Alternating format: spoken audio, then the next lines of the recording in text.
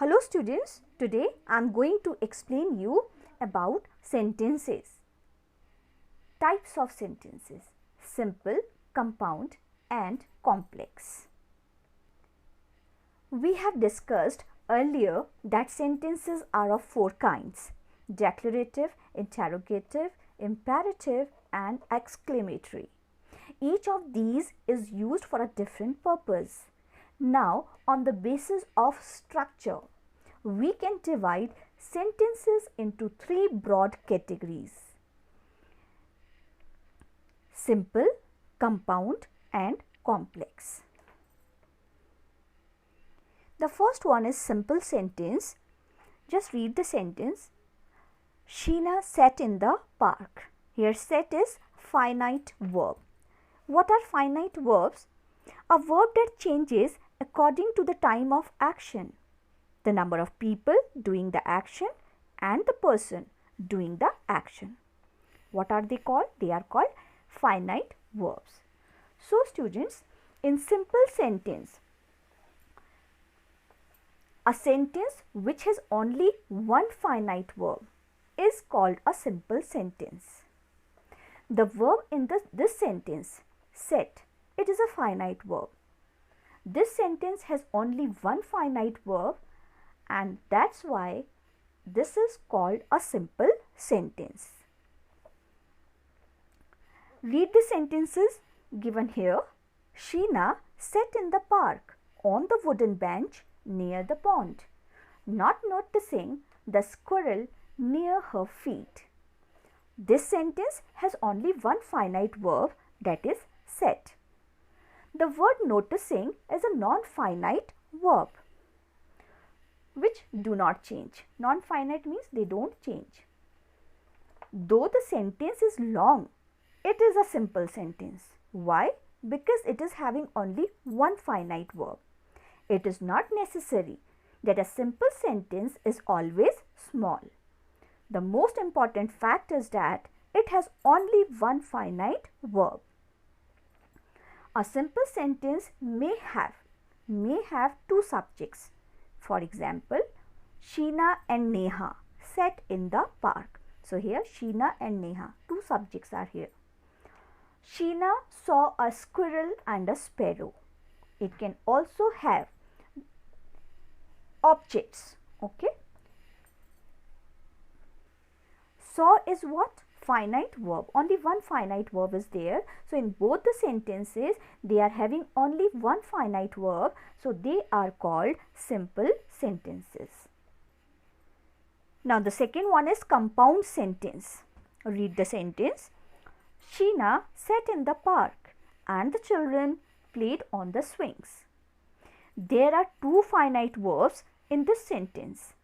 Sat with Sheena as its subject and played with children as its subject. This sentence consists of two clauses. Each clause has a finite verb and the two clauses are joined by the conjunction and. The two clauses are Sheena sat in the park and the second clause is the children played on the swings. Each clause is of equal importance and makes complete sense on its own. Neither of these clauses depends on the other clause. Such clauses are called main or principal clauses. A sentence which has two or more main clauses is called a compound sentence.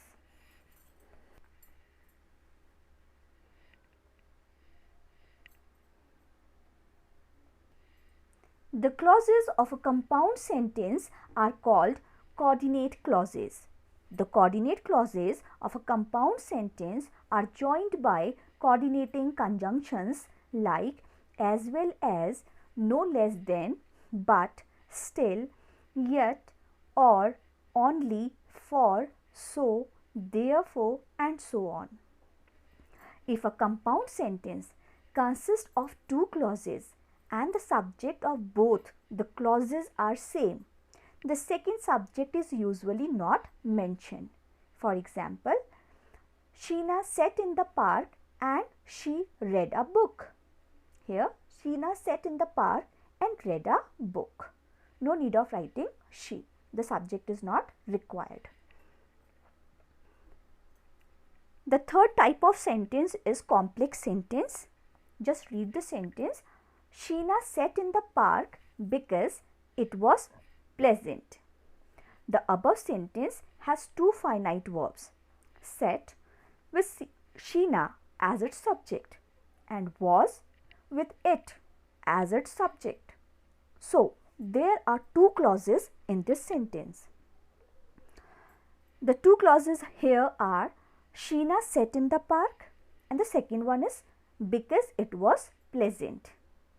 In clause A, means Sheena sat in the park, it makes complete sense and it can stand independently on its own. This clause is called the principal or main clause. In the second clause, because it was pleasant, it makes sense, but it does not make complete sense. It cannot stand on its own as an independent sentence. It can convey full meaning only if it is joined to the first clause. So, second clause will be called a subordinate clause. The sentence is called a complex sentence. A sentence which is made up of a principal clause or main clause and one or more subordinate clauses is called a complex sentence. A subordinate clause is joined to the main clause by a subordinating conjunctions like that, when, after, whenever, while, till, since, where, as, so that, if, unless, though, yet, although, and so on. When we discussed compound sentences, we could write the two main clauses as Sheena sat in the park and the children played on the swings. Now let us consider this complex sentence again. Sheena sat in the park because it was pleasant. This complex sentence cannot be written in the same way as the example given above. Sheena sat in the park because it was pleasant. The second clause does not convey a complete meaning. This is another way to find out whether a sentence is compound or complex. So students, just to revise the important points, a clause has a subject and a finite verb of its own. A clause that can stand independently and makes complete sense is called the principal or main clause. A clause that cannot stand on its own and depends on another clause to make complete sense is called a subordinate clause. A sentence may consist of one or more clauses. A sentence has as many clauses as the number of finite verbs in it. A simple sentence has only one finite verb and is made up of only one clause. A compound sentence is made up of two or more clauses, each of equal importance and capable of standing on its own. Clauses of equal rank are called coordinate clauses. A complex sentence is made up of one main clause and one or more subordinate clauses.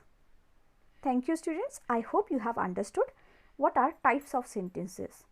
For better understanding, please solve the exercises given in your textbook.